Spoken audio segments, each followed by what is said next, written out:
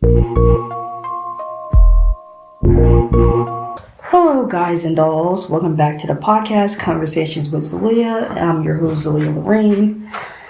And it's been a while since I made a podcast episodes. So I got caught up with a lot of things. And today's date is Saturday, July 20th, 2024. Now today in today's podcast we're discussing the Ice Cube trilogy problem. Ice Cube has been making movies for more than 30 years with two trilogy movies, with two of them becoming trilogy, two of the movies he made becoming trilogies, which is the Friday trilogy and the Barbershop trilogy. There seems to be a consistent pattern with these trilogies in that they decline with one movie after the other, with the first movie generally being seen as the best movie.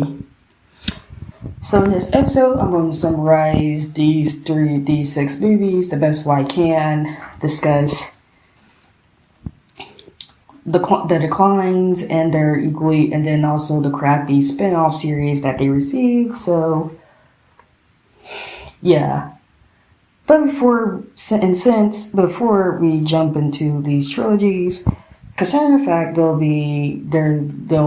discuss all plot points and characters in many ways, a lot of things within the movie, there will be a spoiler alert. So if you haven't watched these movies, don't listen to this podcast. If you watch these movies, listen to the podcast, or you have no intention of watch these movies, just listen to this episode.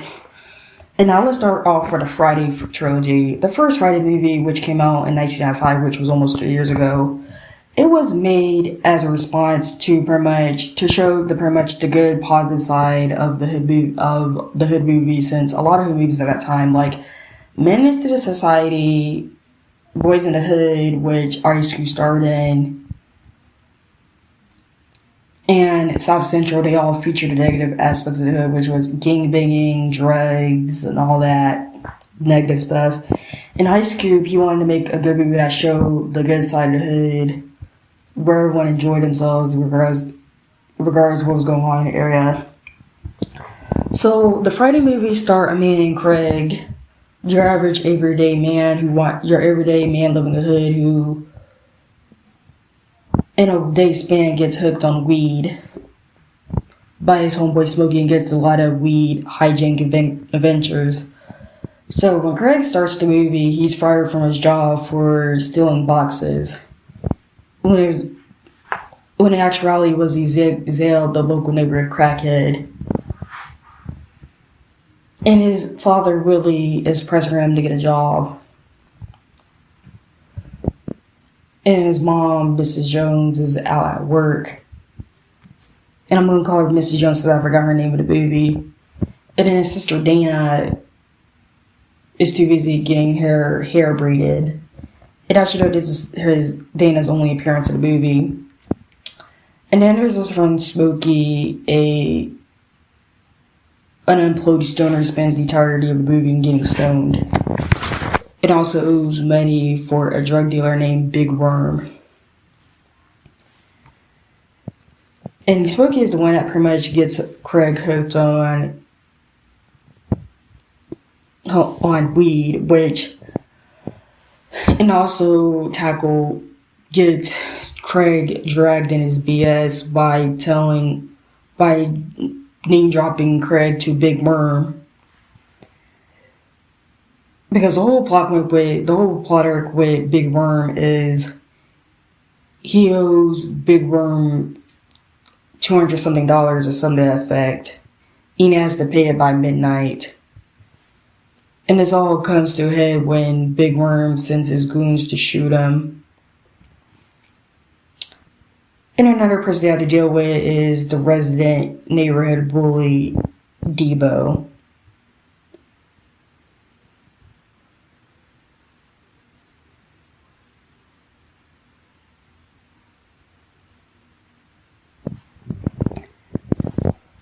who's a menace to everyone they read, intimidating a lot of people, and is also dating Felicia, the labeled druggie, who's also the sister of Debbie, the apple of Craig's eye.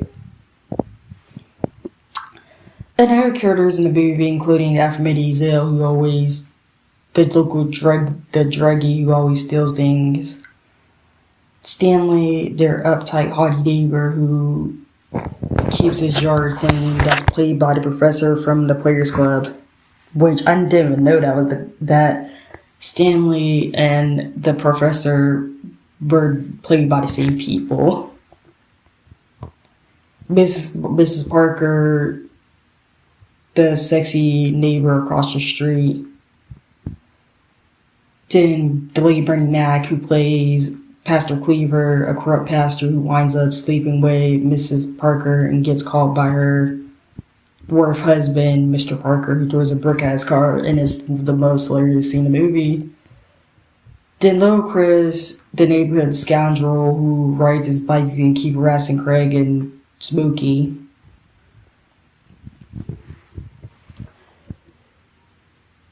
And those are the many side characters of the movie. And Red, who always gets punked by, who's Debo's victim, always gets punked by him, including my name to limited to. Like, literally, the first time we're introduced to Red, he gets knocked the F out and gets his bike stolen by Debo. And later on, gets his chain stolen by him. And then there's the climax of the movie. Debo beat up Felicia for stealing his money, when in actuality it was Smokey who snuck to his room trying to steal his money until he got interrupted by Zell. And Debbie confronts him over this, which leads Debo to knock her out. And Craig defends Debbie's honor by fighting Debo, which results in Craig knocking Debo out.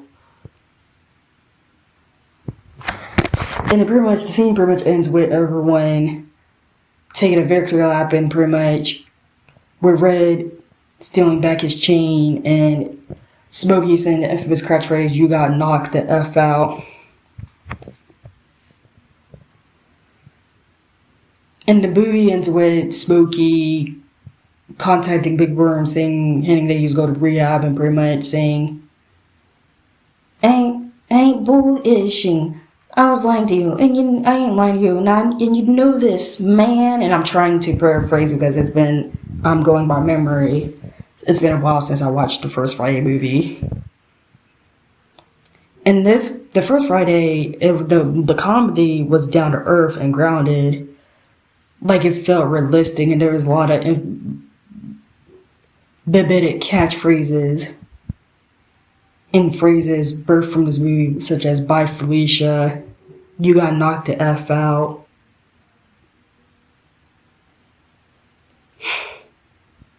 You win some, you lose some, but you live to fight another day. Then, and Friday was so successful commercially and financially that they wound up making a sequel years later called Next Friday, which unlike the first Friday, which was directed by F. Gary Gray, the second Friday was directed by Steve Carr, a white director, which was brought up in Prim's Prim's video on Next Friday, which you can watch online. But the whole premise of Next Friday is Craig is forced to move to Rancho Cucamonga to live with his lottery winner uncle and cousin when Debo breaks out of jail alongside his brother Tyrone to pretty much get revenge on Craig.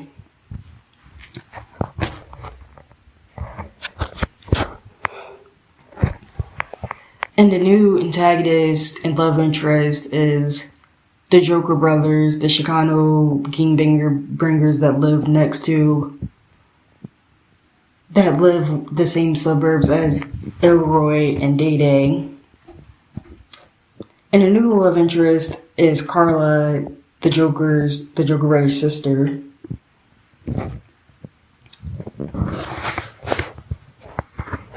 And since Smokey, because Chris Tucker, who at this point was doing the Rush Hour movies, doing the reprises for Smokey, they wound up writing Smokey out a story by having him go to rehab.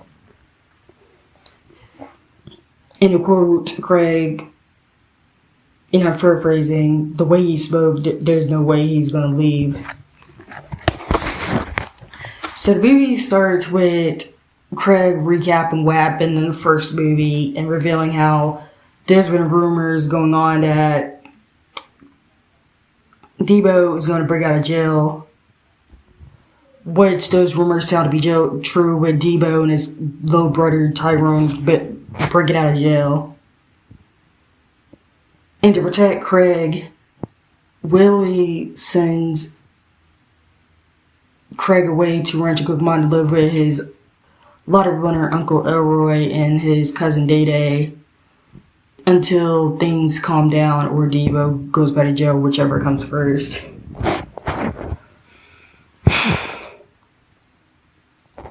And just as Willie is about to get in the car, he winds up falling on dog feces, which staining his pants and causes a spill.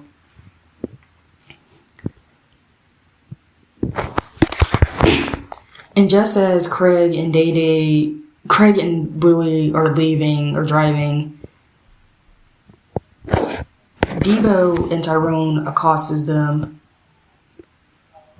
and Willie winds up running them over, which winds up breaking the chain between them. The chain they were trying to break earlier, which was the chain they tried to break earlier.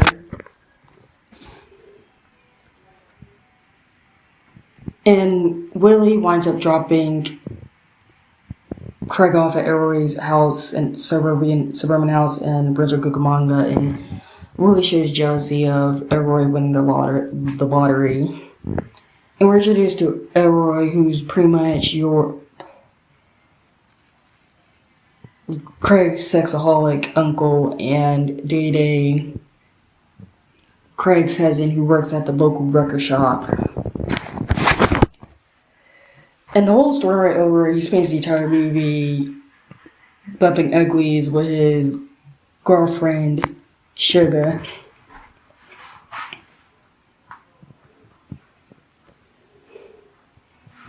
And then Day Day, his whole storyline is him being harassed by his pregnant ex, the one who's trying to baby trap him, and tries to get her baby sister, Baby D, on him. Then there's the main two neighbors profiled in the movie. Ho Kim, their Asian neighbor, played by Amy. I may get her surname correct, Amy Ho, and the Joker brothers. A trio of Chicano gangbangers that got out of various forms of jail, namely juvie, YA, which is Youth Authority, and prison. And ever since they moved in, they've been pretty much terrorizing the whole neighborhood and making things worse. And they also have an attractive assistant, Carla, which Craig takes a liking to. And when Craig flirts with Carla, they wind up sicking their guard dog Chico on them, which leads to Craig jumping on Day Day's car, ruining it. And actually, it's a recurring gag that something bad always happens to Day Day's car. And Craig and Day Day leaves work upset about Craig in the car. Meanwhile, Debo and Tyrone have somehow followed Willie to this taco spot by bike, and Debo has Tyrone call the taco spot telling Willie that Craig's in trouble, come quick. Which Willie winds up buying, and Willie is so distracted by getting his burrito that Debo and Tyrone are able to successfully sneak into Willie's animal control truck. And I forgot to mention there's a lot of toilet jokes with Willie, since he spends the entirety of the movie either using the bathroom or farting. And pretty much Debo and Tyrone spend the entirety of their ride to Rancho Cucamonga dealing with Willie's flatulence and rushing to traffic. Then back at Rancho Cucamonga, Craig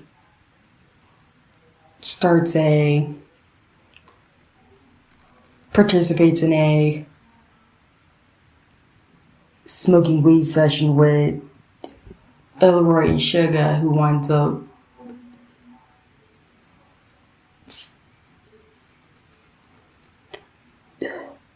falling on Craig, to which Elroy retorts, "Negro, what the hell are you doing with my woman?" And Elroy is high to the point he wants to participate in Mr. Nasty Time with Sugar, and they wind up making soup now loudly with the pieces of the ball falling. Then Craig winds up having a weed-induced hallucination about Carla giving him a private dance. He winds up answering the door, and it's Michael. Oh, and hey, it's Michael Rappaport as the low-key racist postman who gives them a letter. And the letter pretty much states that Elroy's going to lose his home because they have been making payments on it. And when he tells Elroy about this, Elroy and Sugar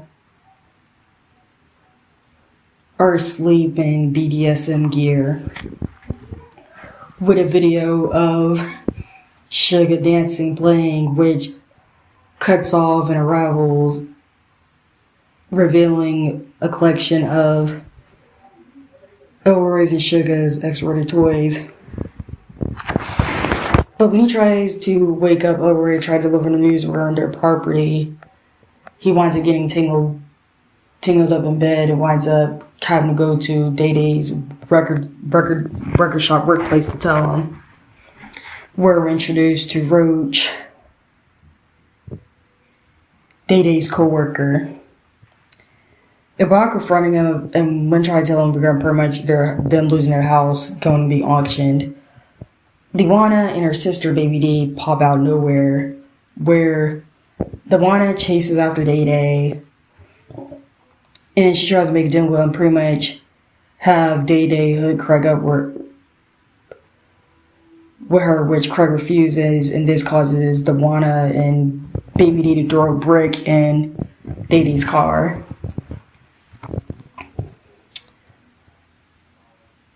And Day-Day is so pissed off about what happened that they wind up having a blunt rotation after Roach shot offer Day-Day a weed brownie. And Roach using a vacuum to sniff out the smell.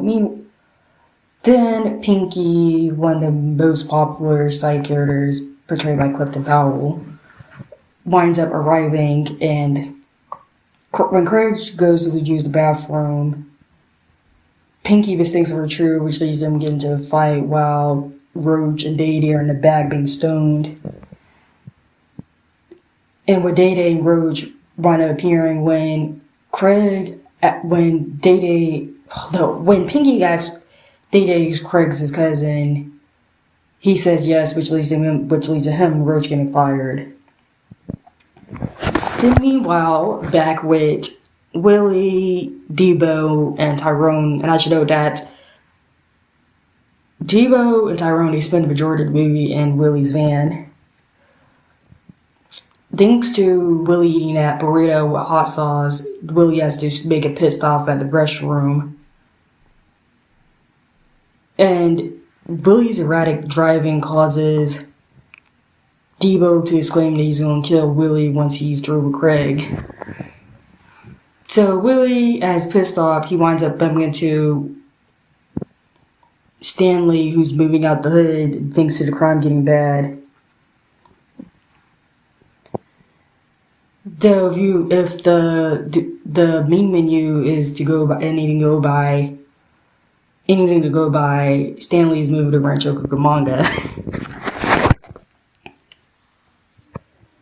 And Stanley warned Willie to not go in there for about 45 minutes. But Willie goes in there anyways. Day-Day's still pissed off at pretty much losing his job. And as they go back home, Roaches drops his skateboard, which gets run over by the Joker brothers. And Day-Day tells his dad, who's having a BDSM whipping session with Sugar, that he lost his job, which leads them getting oil poured over him and whipped. And outside, Craig notices that they're holding this canister that Craig thinks is full of money, which leads to pretty much him, Day-Day, and Rouge plan to pretty much for Craig to sneak into the Joker brothers' home to steal the canister while they're having a little party. While Roach pretty much distracts Chico, which Roach does by feeding bologna and the weed brownie, which knocks out Chico. And I showed that Chico, since chocolate kills dogs, Chico should pretty much be knocked out from die from consuming that weed brownie, but this is a movie and movies don't use real life logic. So Craig manages to sneak into the Joker's home and chats with Carla, where it's revealed that the Joker's parents moved into Rancho Cucamonga to pretty much get away from them, but they kept following them every time, and that led to the mom being institutionalized. And Carla leaves to visit the mom, which is the last we see of her, unless you include the alternative scene. Finally, Willie winds up arriving and pretty much goes to Elroy's. It realizes that, and Elroy told him that he didn't call that challenge, that taco joint about Craig being endangered. And Elroy winds up pointing out that Willie has crap on his pants from falling into dog poop. Then Debo, realizing that their car stopped, decides to break out and pretty much confront Craig. And long story short, in regards to the climax, Roach and Day decided to knock into the Joker's doors to pretty much check on Craig, which leads them getting tied up and the Joker Brothers interrogating them. Then one of the Joker Brothers, they go outside and wind up bumping into getting knocked out by Willie, who tells them the infamous phrase, "You got knocked the F out." Craig and the baby Joker, the one played by Selena's brother, they wind up fighting. While Elroy winds up breaking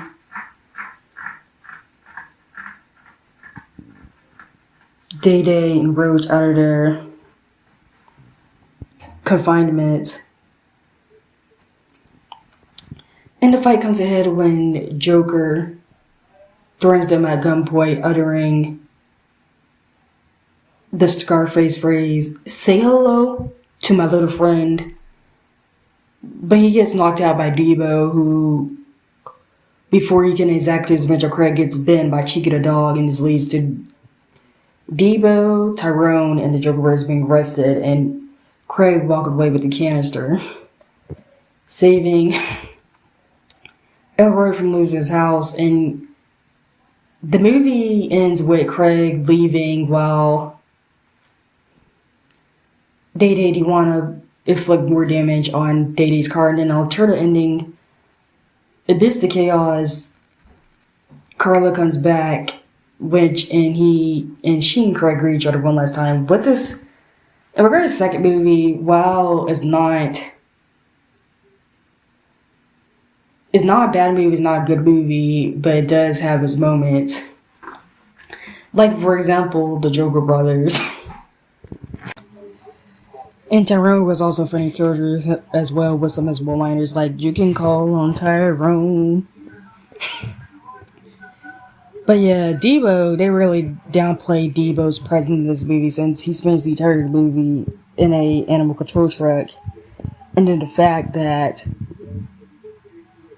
his big moment gets cut short by Chico the dog biting him.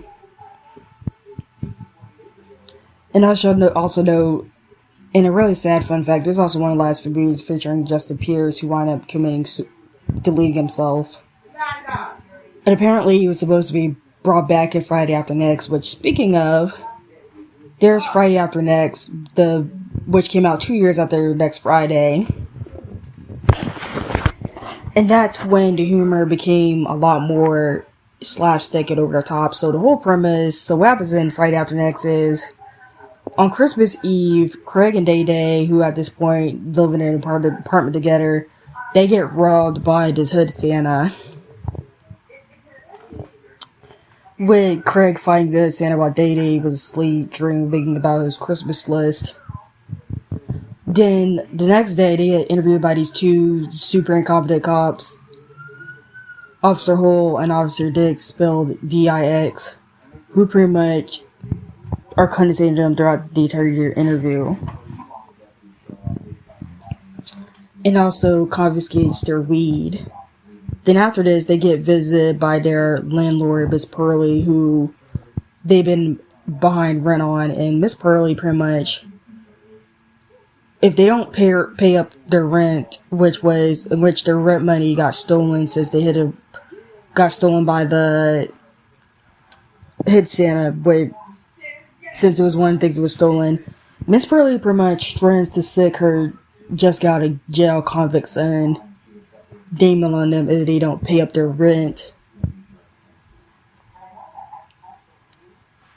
And after making her threat, Day Day says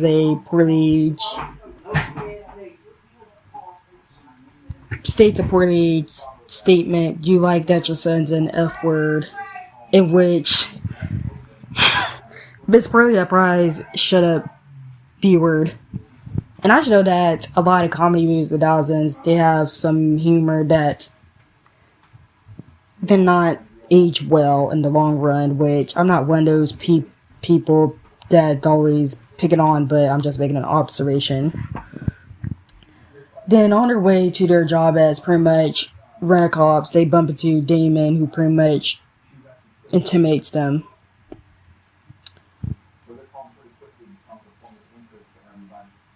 And they want to go into the strip mall which is the home of a horrible donut shop owned by their boss, Molly,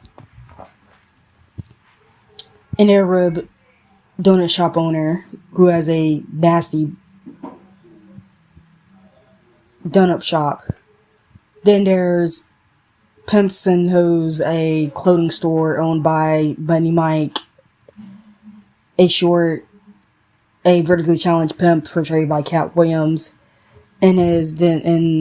who has a girlfriend named Donna who treats like an assistant and a maid. And then there's Bro's Barbecue, the barbecue restaurant owned by Elroy and Willie, and excuse me for the background noise. And we're shown a commercial of their barbecue restaurant, which Willie literally slaps his mama. Then when they want to entering the barbecue shop because they mistook Willie as the hood Santa. During the discussion, we're introduced to Cookie, Elroy's new love interest, who happens to be Sugar's sister, and Elroy brags that he left Sugar for her sister Cookie. Then they want to rush into the kitchen because Grandma, who pretty much lost it since Willie slapped the crap out of her, is in the kitchen. And Willie and Elroy have yet another argument. So during their job, Day winds up developing a big head with Craig warning them to pretty much trying to give him warning, since bringing up what happened to the previous security guards, which more likely the previous two security guards, they probably got murdered. One of the major examples which winds up coming back to crawling them later on was Day harassing the Christmas carolers, making crappy comments towards them. And like, the humor declined in this movie, and it shows to the point where we only watch a few scenes. So long story, and I'm just going to summarize this movie. So during a blunt rotation with Day, Elroy, and Craig, the Hood Santa winds up striking again and steals Elroy's Rolex, which gets Elroy big mad. And Day tries to tell the police officers, but they pretty much laugh him off. Then Miss Pearly, she sneaks into Craig and Day's apartment to get something against him, and gets bit in the rear by Chico the dog. And like, Chico the dog is acting weird as we consider. In fact, Chico the dog, he didn't go after the Hood Santa, but went after Miss Pearly. All while Damon is sus dancing to Tupac. Craig flirts with Donna, but Day cock blocks him since he also has a thing for her as well. And she winds up treating these customers, Broadway Bill and I forgot, Broadway Bill and the pregnant lady, or should I say Lady Tyson. And pretty much Lady Tyson and Broadway Bill, they wind up robbing the store, with Broadway Bill faking a Caesars to distract Lenny, Mike, and Donna, while she goes and steals the store disguised as a pregnant Billy, which gets caught by Craig and Day, who winds up apprehending them. The main Mike, he tries to pretty much attack the thieves, which they stop him from, and they wind up inviting them to the Christmas party.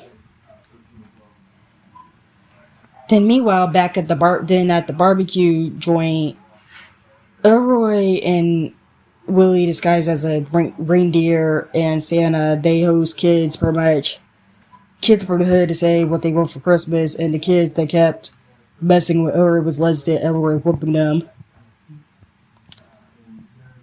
Then as the thieves that try to jack Minnie Mike's store go to jail,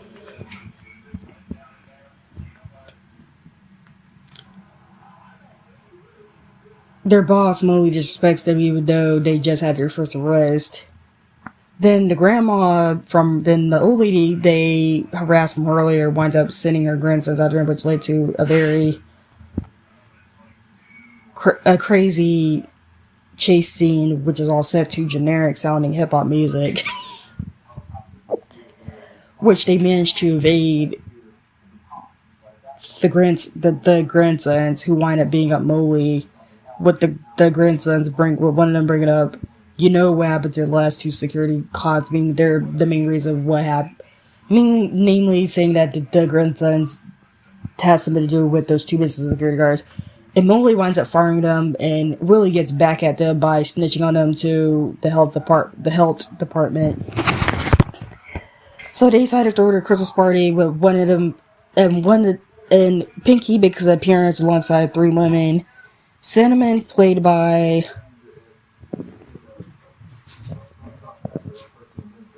Trina from Boy Meets World, Moet, and Lollipop, who's Pinky's lady. Meanwhile, Damon, he's at the party. And I forgot to mention that Friday after next, there's some releases of Friday after next, including their last job at a nursery home, which Day got him and Craig fired from. And also them, Day and Craig prepping up Damon by wrapping phone books around him. And Day and Craig tries to get Day to dress up a party, which Damon declines. Then Money Mike and Donna arrives, and Damon takes immediate interest in Money Mike, including pretty much grabbing him towards him. And Money Mike decides to use the bathroom, and he winds up. Damon takes advantage of this to try to grape Money Mike, which winds up coming back to but Money Mike fights back by crushing his privates with piles. And actually, to add a little fun fact, according to Cat Williams of his interview in Club Shay Shay, the scene with Money Mike and Damon was supposed to be graphic, but he pretty much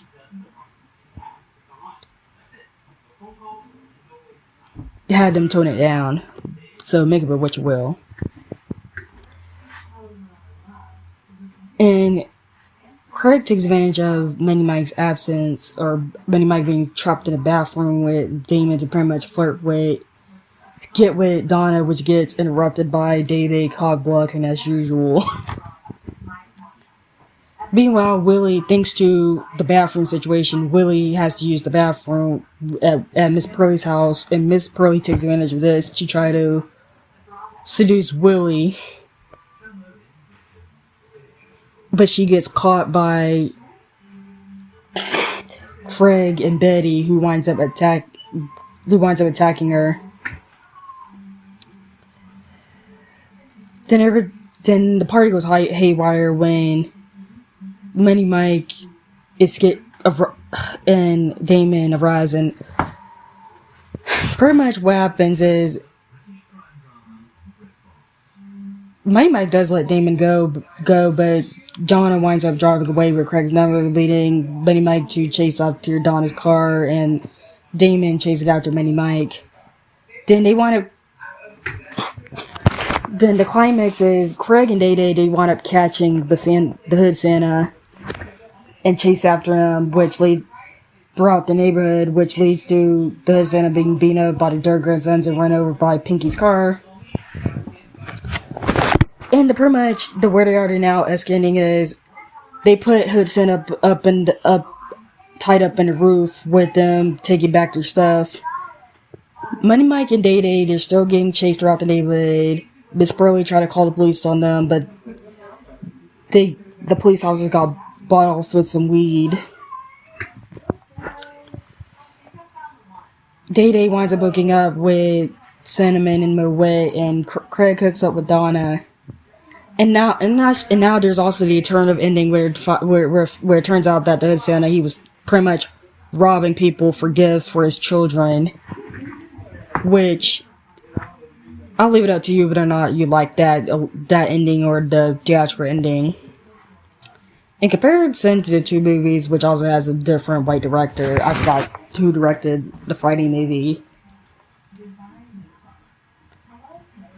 Friday After Next is not that good of a movie.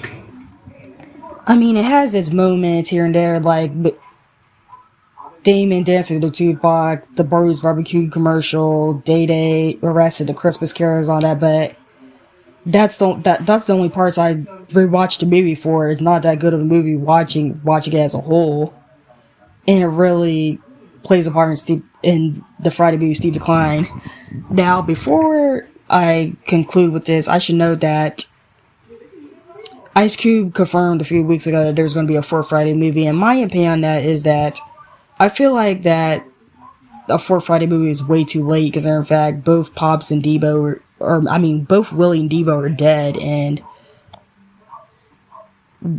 more likely Smokey isn't going to reappear in the movie, and it's probably going to have the same old slapstick hijinks from the last two movies. I mean, the fourth Friday movie could be good, but then considering what happened with Coming to America and Good Burger 2 and all those too late nostalgia movies, I'm not sure, because the bar is set very low for last Friday. Now, once we get back from our break, I'm going to tackle the Barbershop trilogy. And then after that, we'll discuss their spinoff series, so we'll be right back where you left off.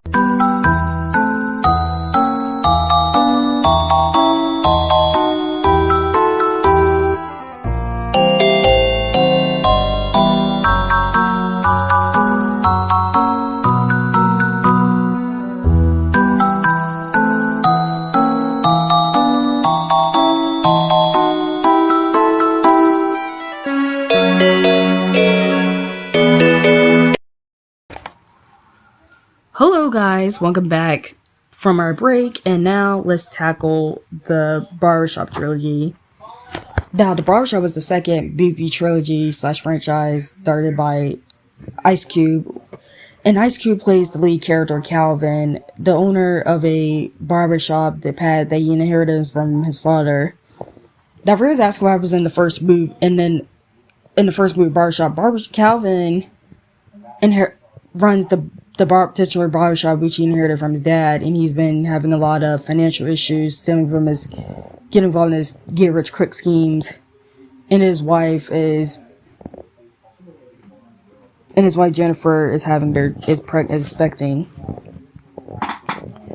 And pretty much, in so many words, this movie, and pretty much Barbershop, it wind up giving rise to the whole stereotype that the barbershop conversation stereotype that all people talk about in barbershops is politics, which is not the case. I've been to a few barbershops when my brothers got their haircuts, and I never heard them discuss politics. They mainly discuss, at best, and I'm not trying to be stereotypical, they just come from my experience, they discuss sports or what goes on at home, but not politics.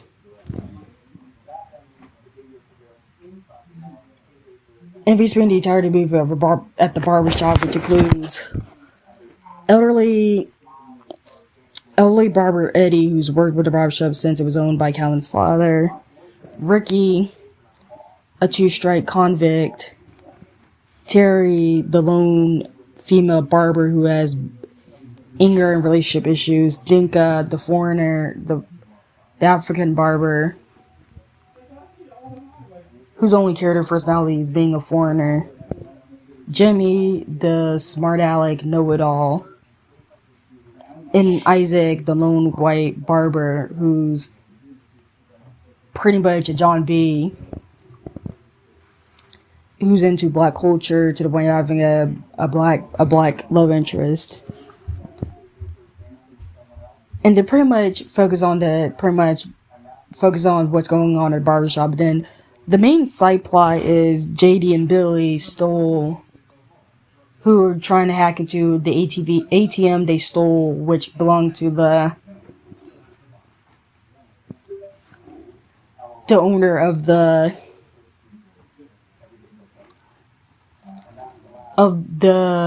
Asian owner of the store across from them, who Jimmy believed is Pakistan when actually he's Indian. Which what I said about Jimmy being named know-it-all small aleck who doesn't know anything. And then Terry, she has relationship issues with her boyfriend Kevin. Like literally, the first time we see Terry, she winds up visiting her boyfriend Kevin, who she winds up finding with the woman she found them with. And there's also Terry and her apple juice, which she accuses Jimmy of drinking her apple juice, but in actuality, it was Eddie that drank her apple juice. And then the most infamous scene in the movie where Eddie goes on a rant and badmouths well-known civil rights icons such as MLK Jr. and Jesse Jackson.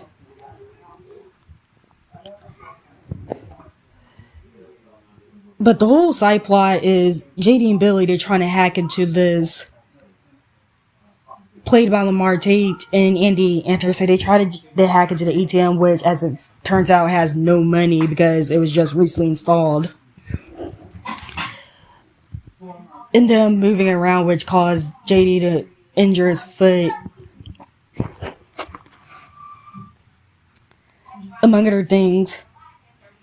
And JD and Billy at one point winds up going to the barbershop just to create an alibi.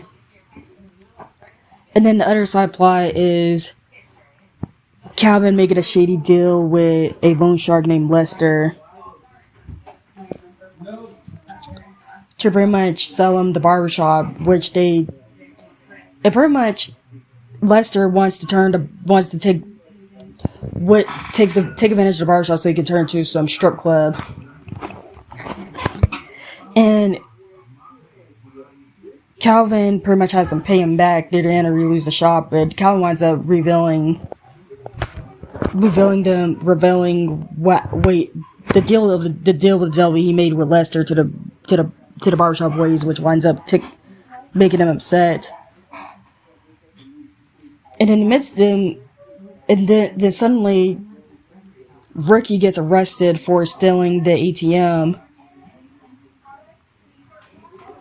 which JD, who also happens to be his cousin, takes a glee in, since it'll be his third strike and he'll go to prison forever. In the final part, the third act pretty much has Calvin trying to clear Ricky's name, while also getting his shot back from Lester, which he does, which leads to Lester, JD, and Billy going to jail. And the movie ends with Craig, and the movie ends with a happy ending where Craig has his child, Calvin Jr. And Terry loudly proclaiming who drank apple juice. And then there's the second movie, Back in Business, which pretty much Calvin's barbershop is run by a new upscale barbershop owned by a dresser from the Five Heartbeats called Nappy Cuts, and also the threat of gentrification. And with this movie, there are a lot of changes going on with the barbershop as well. For example, Jimmy has left the barbershop to work in politics as an intern for an older man named, I'm looking at my notes, Lalo Brown. Which I'm not surprised that that smart like Jimmy, will leave his job to work in politics. Then there's the new characters, namely Quentin, the owner of the Nappy Cuts barbershop across the street, and Gina, Calvin's old high school girlfriend who owns the beauty salon next to them, who winds up getting her own spinoff movie. But gentrification is one of the main topics discussed in Barbershop, because there's a recurring theme with the Barbershop movies that they discuss politics. All while then Eddie, his main story arc is him having a flashback to in 1968 of him falling for Fancy from the Jamie Foxx show, and how he saved Calvin Sr.'s shop from being burnt down by the rioters. In exchange for that, Calvin pretty much, they were charged him for, I forgot what they call it, a barbershop shop where he kept his seat free of charge or something to that effect. I forgot. And then and it also features Keke Palmer as Gina's niece, who Eddie disrespects during a barbecue. In Kennard,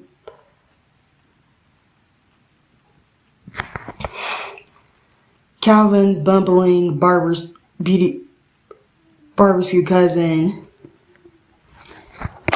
But because the things going on in this movie is pretty much Calvin is trying to avoid this plan that would gentrify the neighborhood, but also the competition from nappy cuts. In fact, in one scene, they want to bring into nappy cuts to pretty much look at just see what type of gear they have and to be more upscale with nappy cuts.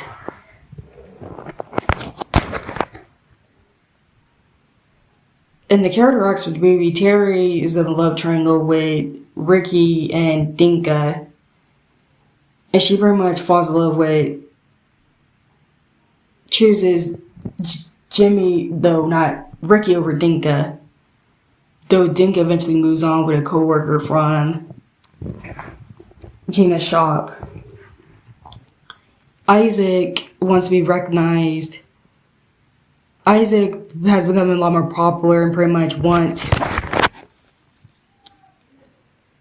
Calvin's shop to acknowledge it, or pretty much Calvin to pretty much promote him because of them becoming popular, which winds up leading to a falling out.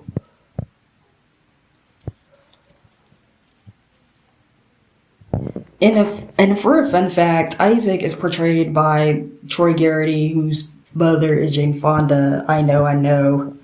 That shocked me. Yes, Isaac is Jane Fonda's son.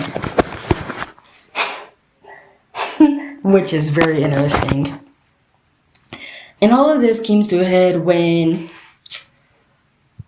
Alderman Brown goes to the shop to get his haircut, and Kennard pretty much butchers his haircut by giving him a bald spot, which leads to Calvin at the shop being humiliated on TV. And Alderman Brown were joining forces with Quinn instead. And long story short, their plan to prevent the neighborhood from being gentrified pretty much fails.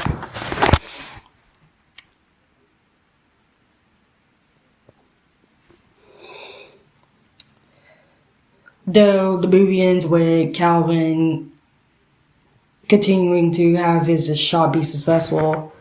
In regards to the Barbershop movie, unlike Next Friday, I would classify Barbershop 2 Back in Business as horrible mid. Like, it's not that good of a movie, but at the same time, it's an average movie.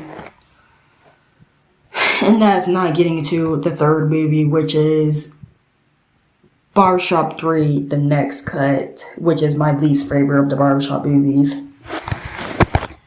In this movie, which is co-written by Kenya Barris, which explains certain things with this movie. Between the events of Barbershop 2 and Barbershop and the third movie, the gentrification has caused the rise of gang violence. And also, Craig merges his shop with Barbershop with Angela played by Angie, played by Regina Hall's beauty shop.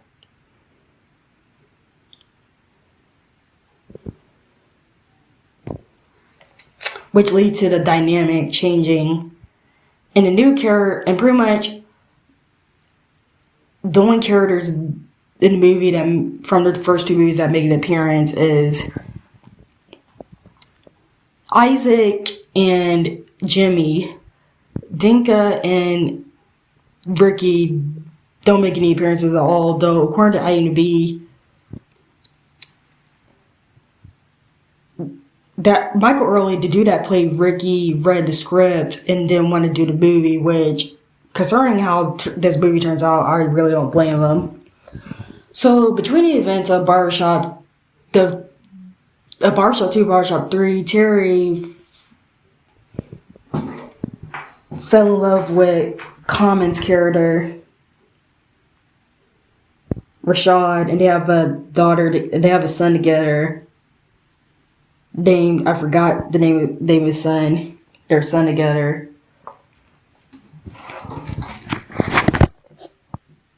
Who's friends with Calvin Jr., who's renamed Jalen in the movie and is played by Tariq from the Power series.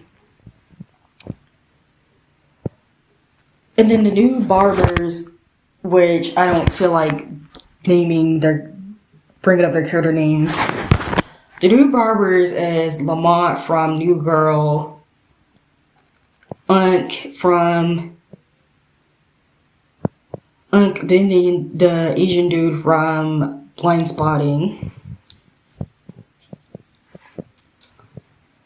and Common's character Rashad, and then then Drea, Nick Minaj's character. Then on the salon side is Dorinda from the She's Gotta Have a TV series. And I forgot who else. And then the way they tackle political issues, such as the gang violence in Chicago and all of that, is so preachy. It's hard to take serious, or you can't really understand. But then again, considering the fact, the way they tackle these issues is very iffy. Well, that's not the best way to put it. Not that good, but then again, considering it's run by Kenya Barris, who's poor at tackling social issues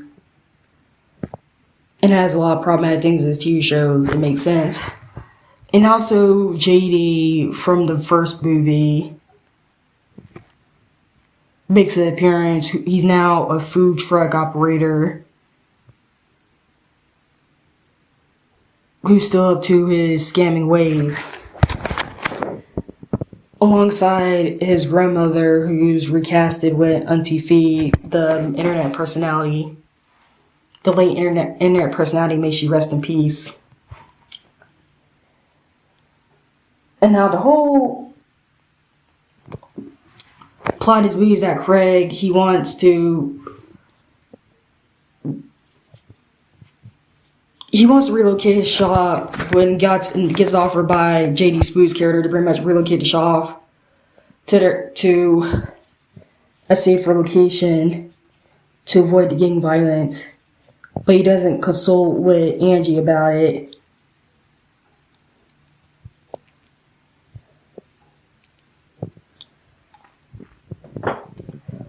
But Jalen and I have to assume, and Rashad and Terry's son, they wind up getting involved in the gang violence, namely Tyga's character is a gang leader and tries to pretty much get him in the gangs, with Jalen almost joining a gang near the end until Calvin intervened. Why do I keep getting Craig and Calvin mixed up?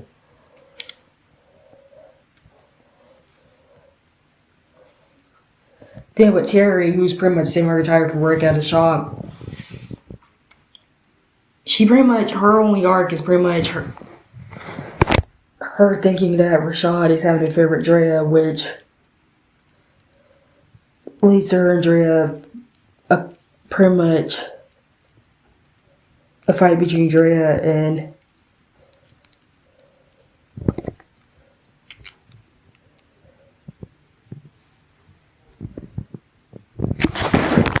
Terry, but that gets resolved. And as you can tell, I really do not care too much for this movie. I want to watch this movie on a bootleg duty. Remember those.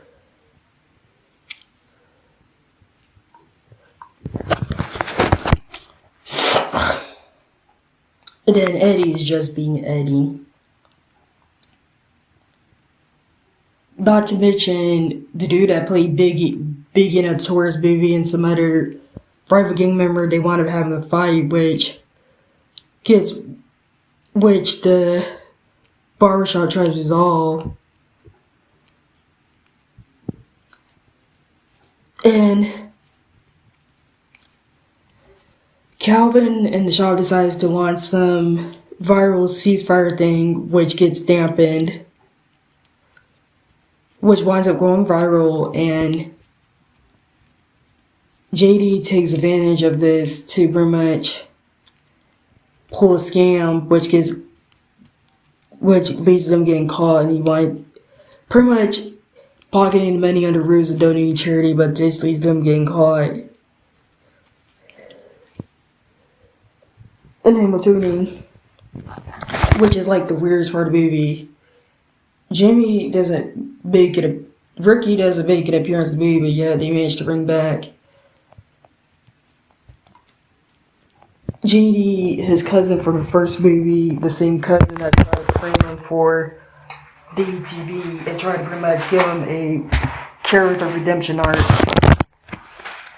But this whole viral ceasefire thing gets dampened when they find out that Anthony, a young man that pretty much visited Calvin's shop, gets killed, which devastates Calvin to the point he wants to give up and quit, but they encourage him not to. Until I forgot the name of the basketball player winds up visiting the shop. And what I do know is that President Obama, played by an actor, winds up making an appearance near the end, because I never watched this movie all the way to the end. It might have been the third Barbershop movie is probably the least liked movie out of the franchise.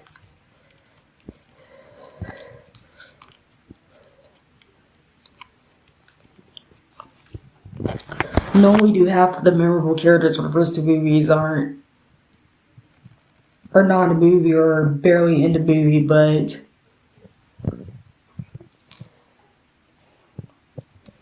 they tackled the gang violence storyline poorly, and you really cannot gel with the new characters. And that's all I have to say. That's how bad I didn't dislike the second movie. The third movie, I mean. You see there's a pattern with both the Friday and Barbershop trilogies. The first movie starts out well, but then the second they want declining, but the second and third movies, what the second movie is being seen as being average. And the third movie being seen as just being horrible.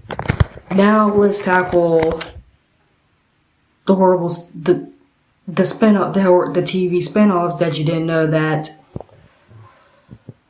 Barbershop and Friday have. Now, Friday and Barbershop, they had television spinoff series. Fridays was animated, while Barbershop was live action. And they aired on MTV2 and Showtime, respectively. The Friday anime series was called Friday the Animated Mini-Series, and it's horrible. Everything about it is horrible. The animation, the jokes, the character portrayals. And not to mention, every character, they barely act like the characters in the movie. For example, there was an episode where Debbie, and it was the episode where Craig joins a Big Brother program and becomes a mentor to Debo and winds up making him good to the point the good goes haywire with Debo turning a new leaf, and the episode ends with Debbie, who's in the series. The characters that are in the series, the characters that are in the series are Craig, Dana, Betty, Willie, Smokey's mom, who's too busy series making soup with a lot of men, Elroy, Pinky, Money Mike, Stanley, Baby Joker, who's portrayed the opposite of the movie, etc. Debbie dumps Craig for Debo, which is out of character because, in fact, Debbie disliked Debo, and Debo was messing around with her sister Felicia. And then there's another episode, which is pretty much a 420 episode that was styled like the Christmas Carol, where Smokey from the future shows them how Smokey negatively impacted Craig's life. And the only funny part of the episode was the scene where future Smokey shows him what would happen if Craig remained working at Bro's Barbecue. Namely, Craig winds up wifing up a 304 named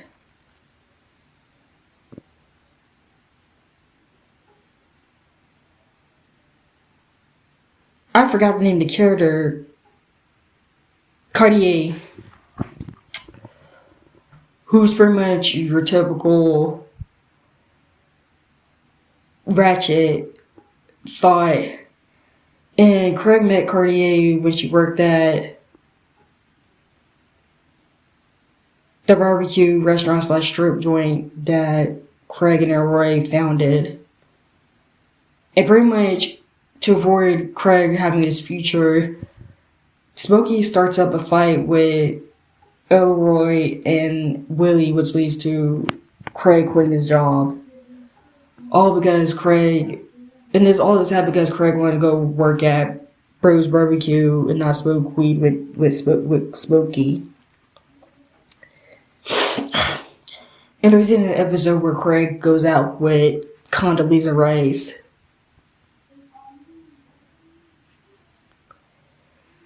For Christ's sakes. But yeah, to give you a glimpse of just how horrible Friday Anime series was, Prim watched 2 episodes. 2, count them, 2. And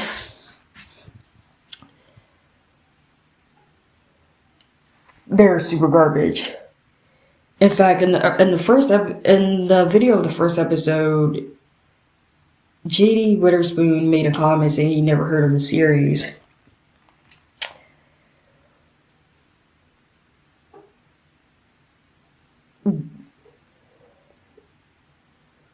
Which I probably more like a lot viewed over this series, but yeah. Friday Anime series is Basura. And then there's Barbershop, the series, which I won't comment on because I've never watched the series and I'm not going to comment on something I never watched. So it's unknown and obscure, and there are some people say that it was better than the movies, but I digress. But in conclusion,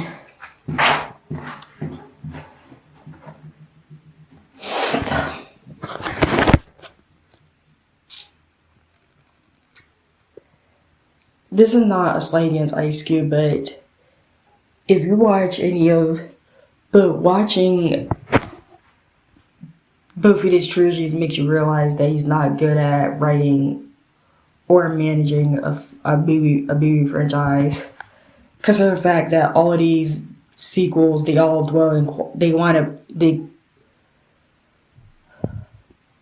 declining in quality, with the Friday movies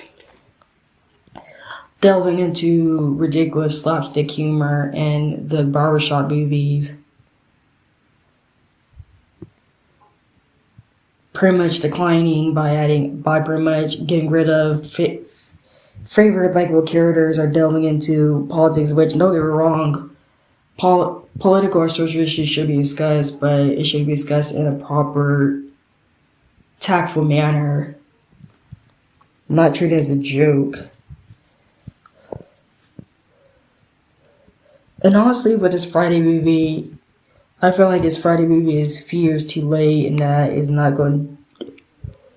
It's going to be just as bad, if not worse, than the last two Friday movies.